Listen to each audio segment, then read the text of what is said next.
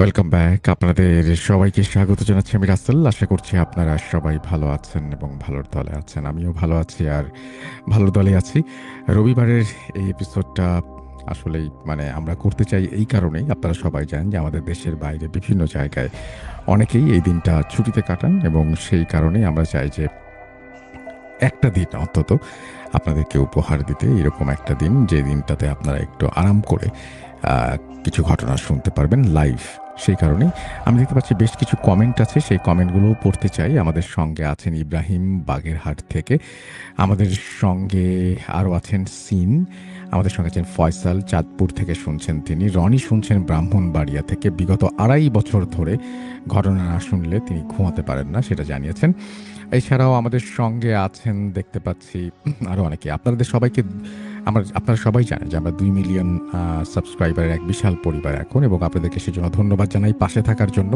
এবং ২ মিলিয়নের এপিসোড আমরা আসলে শুরু করব জুলাই মাস থেকে। জুলাই মাসে আমাদের আরও অনেক কিছু প্ল্যান আছে। সেই প্ল্যানগুলো আপনারা আস্তে আস্তে জানতে পারবেন। ফয়সাল চাঁদপুর থেকে অনেকবার মেসেজ পাঠিয়েছেন, আমি পড়েছি।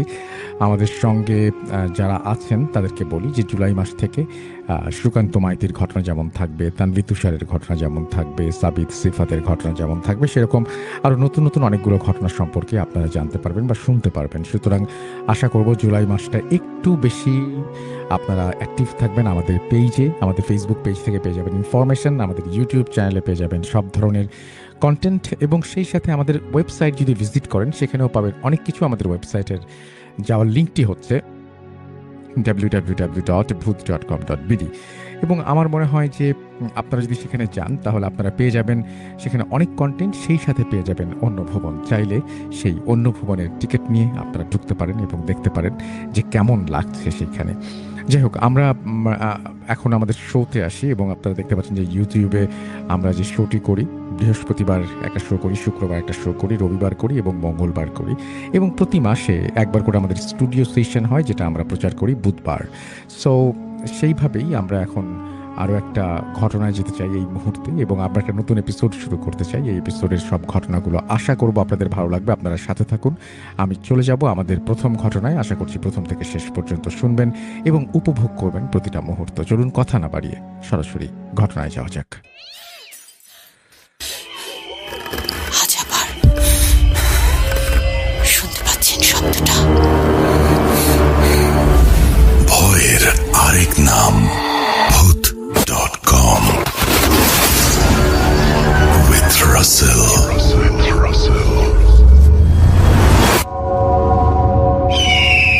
Welcome back. আপনাদের সবাইকে স্বাগত জানাচ্ছি আমি রাসেল। আশা করছি আপনারা সবাই ভালো আছেন, ভালোর দলে আছেন। আমিও ভালো আছি আর ভালোর দলে আছি। নতুন একটা ঘটনায় যাব, যেভাবে লেখা আছে আমি সেভাবেই পড়ে শোনাচ্ছি। কেমন আছেন ভাই? আশা করি ভালো আছেন। আমিও আপনাদের সকলের দোয়ায় ভালো আছি। আমি প্রতিদিন না পারলেও মাঝে মাঝে আপনার ঘটনা শুনি। এই ব্যস্ত শহরে সব সময় আপনাকে শোনার সময় হয় না। চিন্তা করলাম সবারই গল্প আছে, তো আমার সাথে ঘটে যাওয়া সত্য ঘটনাটা সবাইকে শোনাতে পারি। এই ঘটনাটা আমার পরিচিত তেমন কেউ জানে না, কারণ আমি বলতে স্বাচ্ছন্দ্য বোধ করি না। কিন্তু আজকে আমি চিন্তা করলাম বলি সবাইকে। আমার পরিবারের কেউ জিন ভূতে বিশ্বাস রাখতেন না, আমিও না। কিন্তু এই ঘটনার পরে অশরীরী বা এই জিন ভূতের উপস্থিতির বিষয় আমি বুঝতে পারি, জানতে পারি। আশা করছি আপনি আমার ঘটনাটি পড়বেন যাতে সবাই বুঝতে পারে জিন কতটা খারাপ হতে পারে আর মানুষ টাকার লোভে কি কি করতে পারে। আমি কোনোদিন লেখালেখি করিনি, তাই ভুল ত্রুটি ক্ষমা সুন্দর দৃষ্টিতে দেখবেন। সময়টা শীতের শেষ দিক।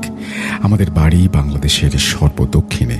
ওখানে সচরাচর শীতের শেষ দিকে ওয়াজ মাহফিল হতো, আর এটা প্রতি বছরই হতো। সালটা 2016। আমি তখন ক্লাস 6-এ পড়ি। বলে রাখি, আমার বাবা একই বছর মারা যান এপ্রিল মাসে। আমি পরিবারের মেঝো সন্তান। বাবার প্রতি টানটা একটু বেশিই ছিল আমার। বাবা মারা যাবার পর পরিবারের সবাই ভেঙে পড়ে। এই শোকের ছায়া কাটাতে না কাটাতেই আমাদের সাথে ঘটে যায় সেই অনাকাঙ্ক্ষিত ঘটনা। তেমনি এক মাহফিলে গিয়েছিলাম। মাহফিলটা ছিল 3 দিন ব্যাপী, আর আমার সাথে শেষের দিন এটা ঘটে।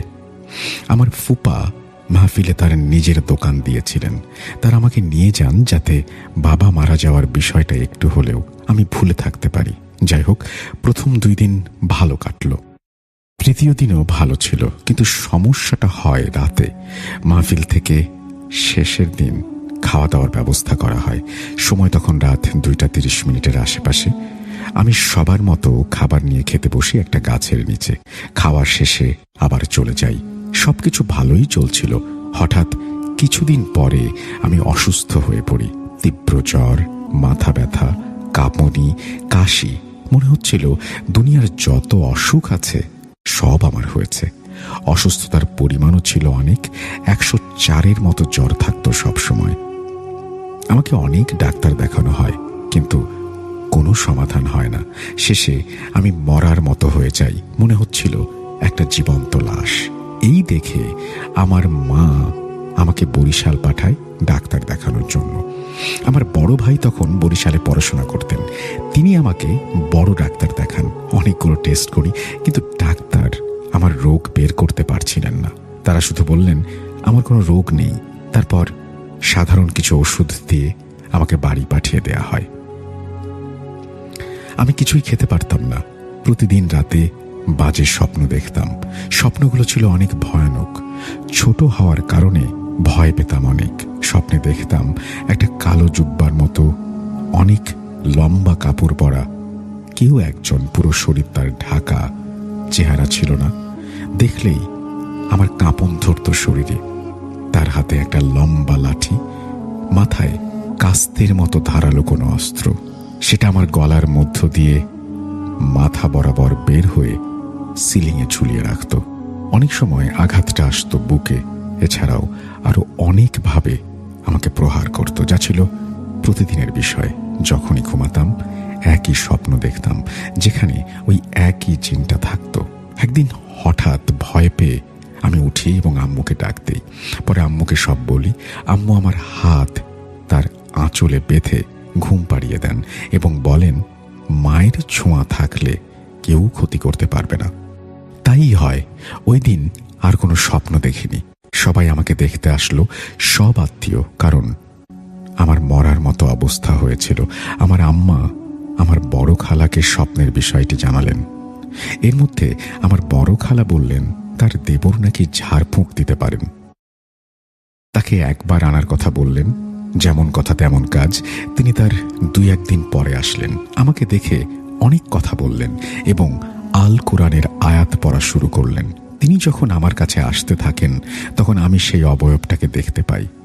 আমার বাঁদিকে দাঁড়ানো এবং তার দিকে তাকিয়ে আছে রক্তচক্ষু নিয়ে। হঠাৎ অবয়বটা তার হাতে থাকা লাঠিটা আমার বুকে ছোঁয়ায়। মনে হচ্ছিল আমার পুরো শরীরটা ভার হয়ে গেছে, আমাকে অন্য কেউ কন্ট্রোল করছে। আমি আঙ্কেলের দিকে রক্তচক্ষু নিয়ে তাকিয়ে সাপের মতো ফুঁসতে থাকি। তাকে বারবার চলে যেতে বলি। ঝাড়ফুঁক দিয়ে একটি তাবিজ দিয়ে যান তিনি। তারপর আমি তাবিজটা ফেলে দেই। আঙ্কেল যাওয়ার পরে আম্মু আমাকে অনেক বকাবকি করেন। আমি কেন এরকম করলাম এই কারণে। আমি তাকে ভয়ের সবটা বলতে পারিনি। এর কিছুদিন পরে একটা সময় আমার হঠাৎ ফল, মিষ্টি আর গ্লুকোজ খাওয়ার অনেক ইচ্ছে হয়। আমি আম্মুকে বলি। সে বলে 3টার দিকে যাবে। যেমন কথা তেমন কাজ। মা আমাকে দুপুরের খাবার খাইয়ে বাজারে যায়। আমি ঘরে একা। আমাদের ঘরটা ছিল টিন শেড।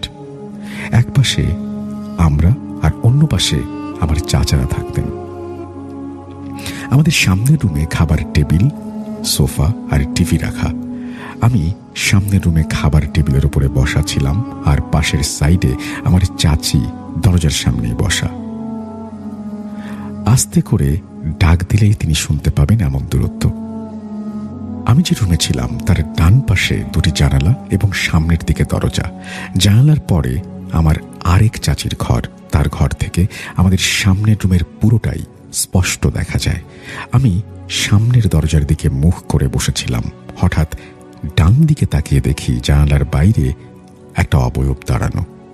তার চক্ষু ছিল না, এবং তারপরেও আমি তার ক্ষুব্ধ ও রাগান্বিত ভঙ্গি বুঝতে পারছিলাম। ভয় আমি গুটিয়ে যাই। চোখের পলকেই দেখি ও আমার সামনে চলে আসলো আর আমার দিকে তাকিয়ে আছে। এটাই ছিল প্রথমবার যখন ও আমাকে মেরে ফেলার চেষ্টা করেছিল সরাসরি। হঠাৎ ও আমার বাম দিক থেকে আমাকে মধ্যে রেখে ঘুরতে শুরু করে আর বিড়বিড় করে কি যেন একটা মন্ত্র পড়তে থাকে। 7 বার ঘোরার পর ওর হাতে থাকা অস্ত্রটা আমার পিঠের ওপরে রাখে আর আমি টেবিলের ওপরে ঝুঁকে পড়ি। মনে হচ্ছিল এটাই আমার শেষ দিন। আমার চোখ দিয়ে পানি পড়ছিল ব্যথায়। আমি কাউকে ডাক দিতেও পারছিলাম না। ফুঁপিয়ে ফুঁপিয়ে কান্না করছিলাম। সালমা চাচি জানালা থেকে হঠাৎ বিষয়টা খেয়াল করলো, কি যেন কান্না করছে আর আমি উপুড় হয়ে পড়ে আছি। তিনি ছুটে আসলেন আর আমাকে ধরলেন। আমার অন্য চাচিকেও ডাকেন তিনি। আমার শরীর থেকে ভারটা নেমে যায়। আমি হাউমাউ করে কাঁদতে থাকি। চাচির ঘরে থাকা জমজমের পানি আমাকে খাইয়ে দেন আর আমার গায়ে ছিটিয়ে দেয়া হয়। আমি তখন তাদের সবকিছু খুলে বলি যা যা ঘটেছে। আম্মু বাসায় এসে সবকিছু শোনেন আমার কাছ থেকে। আমিও সব বলি প্রথম থেকে। আম্মু সব শুনে আমাকে বলেন, তুই আগে কেন বলিসনি আমাকে এই সব? আম্মু সেই আঙ্কেলকে কল করে সব বলেন। তিনি বললেন, জিনের আসর হয়তো। আম্মু আমার ছোট মামাকে বিষয়টা জানান। তখন সন্ধ্যা হয়ে গিয়েছিল, তাই সবাই বলল আজকের রাতটা একটু কষ্ট করে পার করার পর কালকে সব করা যাবে। রাতে আমার মামাতো বোন কল করে বলল তার শ্বশুর বাড়ির কাছে একজন ওঝা আছে। তার নাম্বার দিল। তার নাম ছিল ধলু ওঝা। তিনি পান সুপারি বিক্রি করতেন আর এই জিনের কাজ করতেন। মা রাতেই তাকে কল করলেন। সে বলল, এগুলো তো ফোনে আলাপ করা যায় না, আপনি কালকে একটু আসেন, সরাসরি কথা বলি। ওই দিন রাতে আম্মু আমাকে সারা রাত জড়িয়ে ধরে ঘুমিয়েছিলেন। বলে রাখি, জিনটা আম্মুকে অনেক ভয় পেত। আম্মু থাকলে ও কখনো দেখা দিত না। পরের দিন অনেক ভোরে আমার মামি, মামাতো বোন ও খালাতো বোন আসেন আমাদের বাড়িতে। মা আর এক বোন দুপুরের দিকে ওঝার সাথে দেখা করার জন্য ঘর থেকে বের হন। আমার বাড়ির সামনেই কবরস্থান। তারা দুজনই দেখতে পান 3টি সাপ তাদেরকে কামড়াতে চাইছে আর ফনা তুলে রয়েছে। তাদের কোনোভাবেই যেতে দেবে না। আম্মু বিষয়টা বুঝতে পারলো যে এটা শয়তানের কাজ। আম্মু তখন একটা লাঠি হাতে নিয়ে সূরা পড়তে পড়তে সাপগুলোকে তাড়াতে থাকে। সাপগুলো সরে যায়। আমাদের বাড়ি থেকে বের হয়ে বাজারে যাওয়ার একটা রাস্তা ছিল, ছোট একটা বিল। আমরা এটাকে কোলা বলতাম। সেখান থেকে 10 মিনিটের রাস্তা। 5 মিনিটেই যাওয়া যেত। আম্মু তাড়াতাড়ি করার জন্য ওই বিলের পথটা নেয়। বিলে নেমেই দেখে 10-12টা কুকুর আম্মু আর বোনকে ঘিরে ধরেছে, কামড়ানোর চেষ্টা করছে। আম্মু ভয় পেয়ে যায়। কুকুরগুলো মনে হচ্ছিল অনেক রাগান্বিত। আল্লাহর রহমতে পরিচিত এক দাদু তার গরুদের পানি খাইয়ে একই পথ দিয়ে আসছিলেন। তিনি কুকুরগুলোকে তাড়িয়ে দেন। আম্মু তাকে সব খুলে বলেন আর তিনিও বলেন সোজা পথে মানুষের মধ্য দিয়ে যাওয়ার জন্য। আম্মু তাই করলেন। গিয়ে ওঝাকে সব বললেন। প্রথমে তিনি আমাদের বাসায় আসার জন্য রাজি হচ্ছিলেন না। আম্মু আমার অবস্থার কথা বললেন। আজকে তিনি না গেলে বাঁচানো যাবে না আমাকে। অনেক বলার পরে তিনি রাজি হলেন। তিনি বললেন, আমাদের সামনের রুমটা জমজমের পানি ছিটিয়ে ভালোভাবে পাক পবিত্র করতে হবে। খালে ভাটা লাগা অবস্থায় 1 গ্লাস পানি, একটা ধার ভাঙা বা হাল ভাঙা কাঁচি, ধূপ, এগুলো আগে থেকেই তৈরি রাখতে বলেছিলেন। কারণ তিনি আমাকে দেখে আবার আর একজনকে দেখতে যাবেন। আমার ছোট মামা তার বাইকে করে তাকে নিয়ে আসেন। বাড়িতে একজন পুরুষ মানুষের প্রয়োজন ছিল এই কাজের জন্য। রাত 9:30টার দিকে তিনি আমাদের বাসায় আসেন। আমাকে দেখেন, দেখে বলেন, ভার তুলে দেখি, কিছু থাকলে বেরিয়ে আসবে, বাকি কাজটা পরে করা যাবে। সব কথা শেষে তিনি লগ্ন ধরলেন। তখন সময় রাত 10টার আশেপাশে। আমাকে পূর্ব দিকে মুখ করে বসালেন। তিনি বসলেন পশ্চিম দিক মুখ করে। আমাকে একটা জায়নামাজের ওপরে বসানো হয়েছিল। জায়নামাজ বিছানোর পূর্বে তিনি মাটিতে চক্র আরো কি কি যেন লিখছিলেন আর একটা মন্ত্র পড়ছিলেন। আমি বসলাম। ওঝা বললেন, তোমার ভয় নেই, ওরা তোমার কোনো ক্ষতি করতে পারবে না, আর যদি আসে আমি বেঁধে দেব। প্রথমে সাধারণ মন্ত্র দিয়ে শুরু করেন। তিনি বলেন, যখনই আমি ওকে দেখব সাথে সাথে ও ওঝাকে যেন জানাই। কিছুক্ষণ পরে ওঝা মন্ত্রের ক্ষমতা বাড়িয়ে দেন, গানের মতো কিছু একটা গেয়ে ডাকার চেষ্টা করেন। আমাদের আঞ্চলিক ভাষায় এটাকে হয়ালি টানা বলা হয়। আমার ছোট মামাও যোগ দেন। ওঝা বলেন, জিনটা সবসময় যে রাস্তা দিয়ে আসে আজকেও একই রাস্তা দিয়ে আসবে, আমি যেন খেয়াল রাখি বিষয়টি। আমাকে সামনে বসিয়ে রুমের মধ্যে মা, মামি আর ছোট বোন, আরো 2 জন বোনকে রাখা হয়। বিষয়টা সবাই লক্ষ্য করছিলেন। এক বোন বলল, ঘটনাটি সে ভিডিওতে ধারণ করতে পারবে কিনা। ওঝা বললেন, না, তাতে ওনার কষ্ট হবে। এই ভেবে আর ভিডিও করা হলো না। আবার কার্যক্রম শুরু হলো। ওঝা বললেন জানালার দিকে খেয়াল রাখতে। আবার মন্ত্র পড়া শুরু করলেন তিনি। আমি ভয়ে মগ্ন হয়ে পড়ি। আমি হঠাৎ জানালার দিকে তাকিয়ে দেখি সেই জিনটাকে। ও জানালার বাইরে দাঁড়িয়ে একবার আমার দিকে একবার ওঝার দিকে তাকাচ্ছে। জিনটার এমন ভয়ঙ্কর রূপ আমি আগে দেখিনি। আমি সাথে সাথে ওঝাকে বলি। সে বলে, তুমি ভয় পেও না, আমার সাথে 2টা জিন আছে, তোমার কোনো ক্ষতি হবে না। আমি জানালার দিকে তাকিয়ে দেখি জিনটা নেই। পরক্ষণেই দেখি আমার পাশে দাঁড়ানো। আমি জিনটারের শব্দ পাচ্ছিলাম। মনে হচ্ছিল কেউ একজন রাগে ক্ষোভে গর্জন করছে।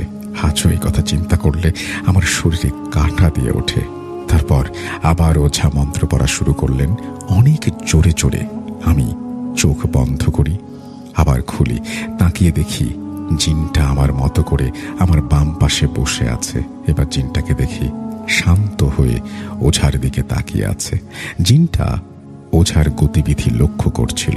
আমি ওঝাকে বলার সাথে সাথে তিনি আমার গায়ে পড়া পানি ছিটিয়ে দেন এবং তিনি কাঁচি দিয়ে মাটিতে লেখালেখি শুরু করেন। কিছু একটা জপছেন আর বলছেন, চলে আয়, তাড়াতাড়ি আয়, নইলে কিন্তু মেরে ফেলবো, ইত্যাদি। পরক্ষণে আমি দেখি জিনটা তার হাতে অস্ত্রটা আমার গায়ে ছোঁয়ালো। আমি সাথে সাথে অচেতন হয়ে পড়ি। আমার এরপর আর কিছু মনে নেই। বাকি ঘটনা আমার পরিবার আর ওঝার কাছে শুনেছি। ওঝা বলেন, তুই ওর শরীরে এসেছিস, ওকে আর কষ্ট দিস না, নইলে তোকে মেরে ফেলবো। জিনটা বলে, হ্যাঁ এসেছি। কে তুই? কেন আমাকে ডাকলি? এইভাবে নানান রকমের কথা চলতে থাকে। এক পর্যায়ে জিনটা বলে তারা 4 জন এবং তারা 4 ভাই। আসলে ওঝা তাদের বয়স জিজ্ঞেস করলে তারা বলে তাদের বয়স 400 বছর এবং তারা একটা গাছে থাকে। কি গাছ জানতে চান ওঝা? তখন তারা বলে গোল গোল যে পাতা সেই গাছটিতে। এই বলে জিনটি ছটফট করতে শুরু করে, যাওয়ার চেষ্টা করে। ওঝা আমার গায়ে পানির ছিটা দেয়, বলে কোথাও যাবি না, তুই দাঁড়া। ওঝা মাকে জিজ্ঞেস করে, রোগী কি কোনো গাছের নিচে বসে কিছু খেয়েছিল? মা বলল, কি জানি, ও তো সবসময় ছুটোছুটি করে, কিন্তু কিছুদিন আগে মাহফিলে গিয়েছিল, ওইখান থেকে কিছু আসলো কিনা। ওঝা জিনটাকে জিজ্ঞেস করল কিভাবে সে আসলো। তখন জিনটি জানায় যে সে একটা গাছে ওঠার সময় দেখে যে রাস্তায় বসে আমি খাচ্ছি এবং তাকে কোনোভাবে আমি সেই সময় বিরক্ত করে ফেলি, আর সে কারণেই সে আমাকে মেরে ফেলতে চায়। ওঝা বলেন কোনোভাবেই সে এই কাজ করতে পারবে না। এরপরে জিন এবং ওঝার লম্বা কথোপকথন চলে। ওঝা বারবারই চেষ্টা করেন জিনটিকে রাজি করানোর জন্য সে যেন চলে যায়। শেষে জিন 1 প্যাকেট মোমবাতি, একটা গোলাপ জল, 1 প্যাকেট আগরবাতি আর একটা কাফনের কাপড় চায়। কোথায় দিয়ে আসতে হবে ওঝা জানতে চান। তখন জিনটি বলে ওই গাছের পাশে একটা রাস্তা আছে, ওইখানে রেখে আসতে হবে। রোগীকে সেখানে আনতে হবে না, দুপুর 1টার পরে রেখে চলে আসতে হবে। তখন ওঝা জিজ্ঞেস করেন যে প্রমাণ কি যে তুই আর আসবি না? তখন জিনটি বলে আমি যাওয়ার সময় একটা বাঁশের আগা ভেঙে দিয়ে চলে যাব। তারপর ওঝা আম্মাকে জিজ্ঞেস করেন আপনাদের কোনো প্রশ্ন থাকলে করেন, নইলে আমি ছাড়িয়ে দেওয়ার ব্যবস্থা করব। আমার অবস্থা আরো খারাপ হয়ে যাচ্ছিল, তাই দেখে আম্মা বলেন তার কোনো প্রশ্ন নেই, তাড়াতাড়ি যেন ছেড়ে চলে যায়। এরপর ওঝা চেষ্টা করেন জিনটিকে ছাড়ানোর জন্য এবং তিনি মন্ত্র পড়তে থাকেন। তিনি অনেকভাবে জিনটির কাছ থেকে প্রতিশ্রুতি নেন এবং জিনটি জানায় সে জানালা দিয়ে এসেছে এবং সেখান দিয়েই যাবে। তখন ওঝা বলেন, তা হবে না, তুই বাইরে দিয়ে যাবি, আমি রোগীকে নিয়ে যাচ্ছি, ওই জানালা দিয়ে যেতে পারবি না। এই বলে ওঝা আমার হাত ধরে তুলল। তখন আমার জ্ঞান ফিরল। আমার পুরো শরীর ব্যথায় বিষ হয়ে গিয়েছিল। আমার মনে হচ্ছিল আমার মধ্যে কেউ একজন রয়েছে। শরীরটা অনেক ভার লাগছিল। ওঝা আমার হাত ধরে বাসার সামনের উঠোনে নামায় আর মন্ত্র পড়তে থাকে। হঠাৎ আমি অনুভব করি আমি মাটি থেকে একটু ওপরে উঠে গেছি, প্রায় 4 আঙুল ওপরে। হঠাৎ একটা বাতাস চলে আসে এবং বাঁশঝাড়ের মধ্য দিয়ে সেই বাতাস চলে যায়, আর একটা বাঁশের ডগা ভেঙে পড়ে। আমি সাথে সাথে মাটিতে লুটিয়ে পড়ি। হাঁটার মতো কোনো শক্তি ছিল না। ছোট মামা আমাকে ঘরে নিয়ে আসে।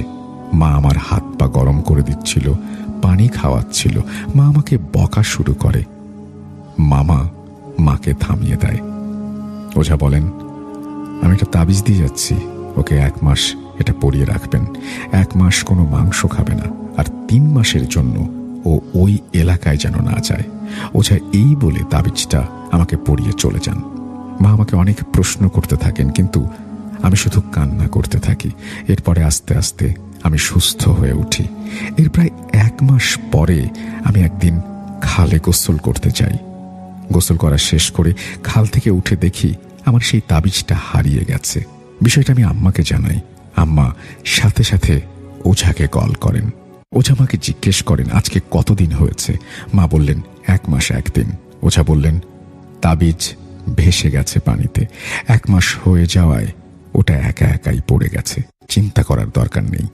এরপরে আর কোনো দিন আমি জিনটাকে দেখিনি, কিন্তু এখনো চিন্তা করলে আমি ভয়ে কেঁপে উঠি, শরীরে কাঁটা দেয়। এই ছিল আমার বাস্তব জীবনের এক তিক্ত অভিজ্ঞতা। আশা করছি এটা শেয়ার করবেন সকলের সাথে।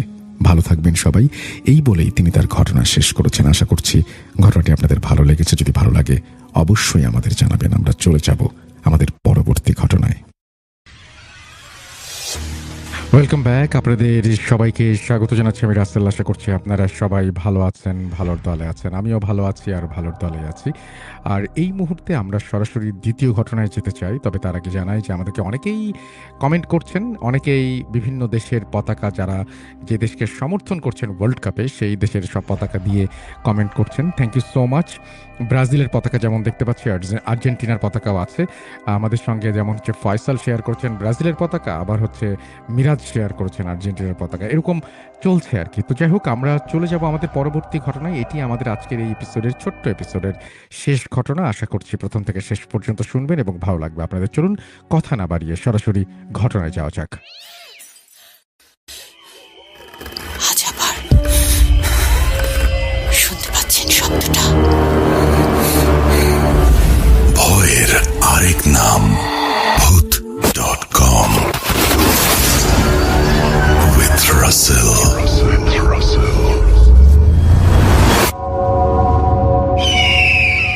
Welcome back. আপনাদের সবাইকে স্বাগত জানাচ্ছি আমি রাসেল। আশা করছি আপনারা সবাই ভালো আছেন এবং ভালোর দলে আছেন। আমিও ভালো আছি আর ভালোর দলে আছি। নতুন একটা ঘটনায় যাব, যেভাবে লেখা আছে আমি সেভাবেই পড়ে শোনাচ্ছি। আসসালামু আলাইকুম রাসেল ভাই, আশা করি ভালো আছেন। আমি শান্ত পাটোয়ারি, বাড়ি চাঁদপুর জেলার বাবুরহাটের এক গ্রামে।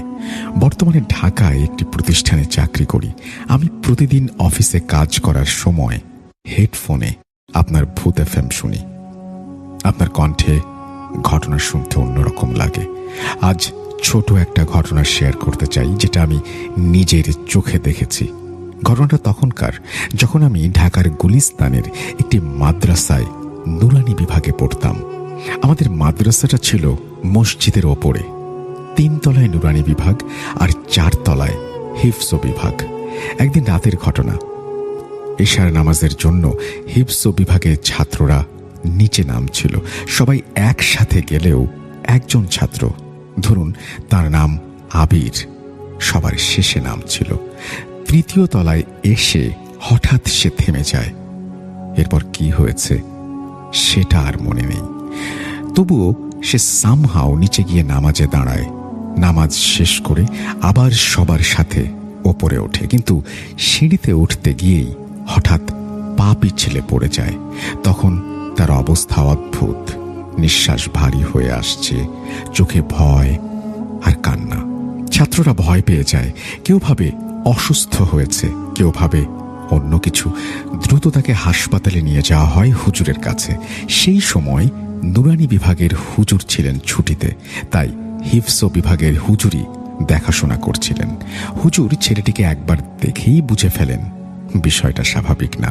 তিনি ছেলেটিকে সামনে বসালেন, দোয়া দুরুদ পড়তে লাগলেন, তারপর কানে আঙুল দিয়ে চাপ দিলেন। আর তখনই ছেলেটা চিৎকার করে উঠল, তার কণ্ঠস্বর বদলে গেল।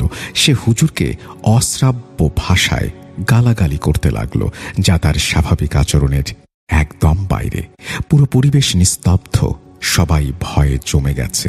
হুজুর ধীরে ধীরে ঝাড়ফুঁক করতে লাগলেন। কিছুক্ষণ পর ছেলেটা শান্ত হয়ে যায়। মনে হলো যেন কিছু একটা তাকে ছেড়ে চলে গেছে। সবাই ভেবেছিল ঘটনা এখানেই শেষ, কিন্তু আসল ঘটনার তখনও বাকি। রাত প্রায় ৩টা। তাহাজ্জুদের নামাজের জন্য ছাত্ররা ঘুম থেকে উঠেছে। অজু করতে গিয়ে একটু শব্দ হলো। এই শব্দেই হুজুরের ঘুম ভেঙে যায়। তিনি অনুভব করলেন তার কানের পাশ দিয়ে ঠান্ডা একটা বাতাস বয়ে গেল। কিছু একটা যেন খুব কাছে ছিল। তিনি দৌড়ে বাইরে এসে ছাত্রদের বললেন, আজ তোদের কারণে আমি বেঁচে গেলাম। তোরা যদি শব্দ না করতি আমার ঘুম ভাঙত না, আর তাহলে হয়তো ওই জিন আমাকে আঘাত করত। এরপর পুরো মাদ্রাসায় একটা ভয়ের পরিবেশ ছড়িয়ে পড়ে। আজও সেই রাতের কথা মনে পড়লে গায়ে কাঁটা দিয়ে ওঠে। পাঠিয়েছেন মোহাম্মদ শান্ত পাটোয়ারি, চাঁদপুর বাবুরহাট। বর্তমানে তিনি কর্মরত অবস্থায় আছেন আই এডুকেশন, মণিপুরি পাড়া, তেজগাঁও, ঢাকা। আপনাকে ধন্যবাদ ঘটনা পাঠানোর জন্য। যারা ঘটনা শুনলেন তাদেরকেও ধন্যবাদ সময় নিয়ে ঘটনাটি শোনার জন্য। আমরা চলে যাব আমাদের পরবর্তী ঘটনায়।